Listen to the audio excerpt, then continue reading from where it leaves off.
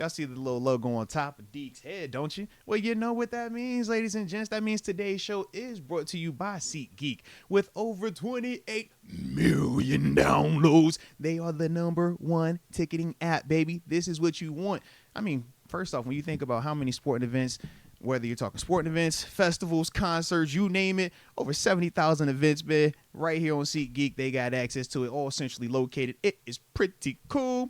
But more importantly, just like with anything that we talk about, you got to have a promo code.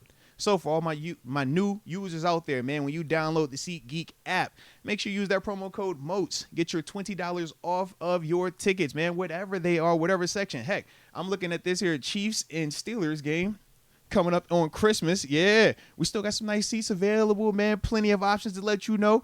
Price levels and also vantage points, man. You don't want to miss out on it, baby, all right? So you see what it is, man. Check out SeatGeek. Don't forget to use that promo code, baby. Going back to college, why'd you pick LSU? What's the story there? Oh man, I'm from New Orleans. I've always been an LSU fan literally my whole entire existence. You know, I remember being in elementary. I remember being like in elementary school. You know, having like purple and gold day at school, and you know, you wear your LSU colors and you wear your LSU stuff and stuff like that, man. So I've always always loved LSU. Always was a huge fan. So it was no other school. So you were lucky enough to be recruited that highly that LSU offered to, and it went hand in hand. I was a 5-star. Like, let's not get that wrong. You know, they said don't get it twisted. You know? Okay. Yeah.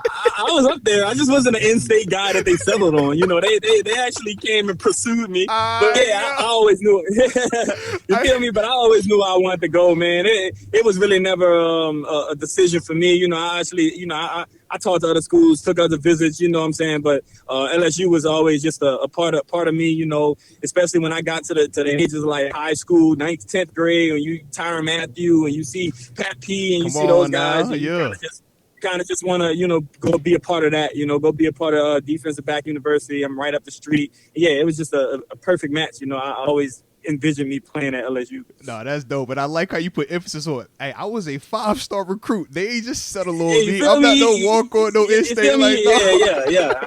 I wasn't no little pity offer. You know, I was one of the guys. You feel me? No, I like that right there, man. And shoot, while you were there, man, you played with two of them, you know, big-time coaches, man, in the sense of Les Miles, Mr. Eat the Grass before he go out there and whoop it. And then obviously we talk about Ed Coach. Oh, yeah, you know what I'm saying?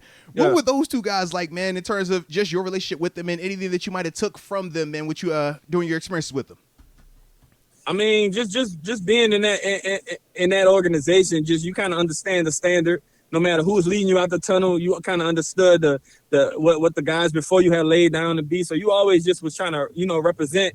I would think that, you know, I would say that Coach Miles was just a football head, man.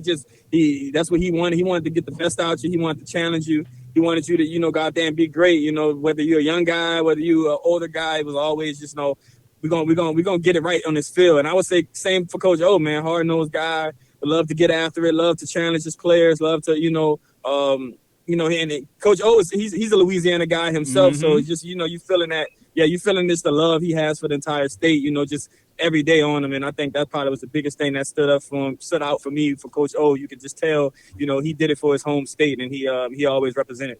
Now, while you were at LSU, you also were on the track team as well. I think they said in 2017 you were like they said you were the fastest college football player. Yeah. So you really like that with your speed. I ran track 2 years. Okay. Yeah, I ran track 2 years. I was a highly recruited guy coming out of high school for track 2. 4-time state champion in Louisiana. Talk your talk. So, yeah, you know, what event were you in, man? Yeah, track 100, 200. In high school, I won the state championship in 100 and the 200 my junior and senior year. So I swept those events back-to-back years. And in college, I was a 60, 100, 4x1, stuff like that. You know, just, you know, it was great, man. Yeah. It was great. You know, it's not just like you just showing up, you showing up, you running track. The same standard that presents itself on the football side, it presents itself on the track side. So it was always just a competitive nature, and I was just going all year round. Like, I didn't really do spring football. I wasn't, you know, just, you know, still competing. You know what I'm saying? So it was cool though. It was a great experience. You know, I have some of my lifelong friends from running track, just like I can say about football. So it was definitely a great experience. And and my track coach, Benny Brazil, he did the same thing when he played at LSU. He played football and ran track. So that was just a lot of, just love there and just a lot of support there, just being able to do both. Coach Miles was always very, very supportive of it. Even when Coach O got the job. When Coach O got the job, he was very supportive of it. Track was a huge part of my life growing up. And, that's just something that I just see myself doing in college. Now, we got to ask because y'all got fast guys on your team. I mean, we hear about Calvin Austin. Everybody looks at Fields. We know he can run.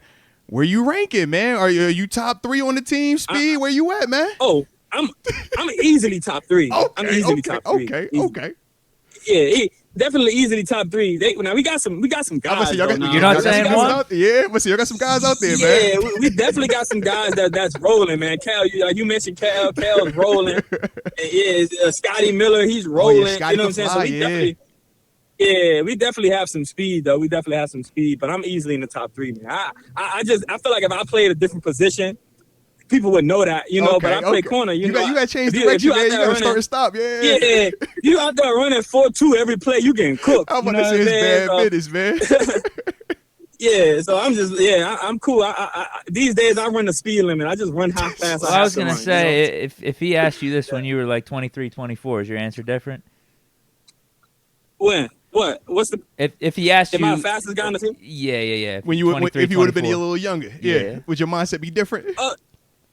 Nah, you asked in my top 3. I said I'm easily top 3. I just answered the question. If you would have said you the fastest, I would have said I'm easily the fastest too. You feel me? Okay. See, I'm just answering the question though.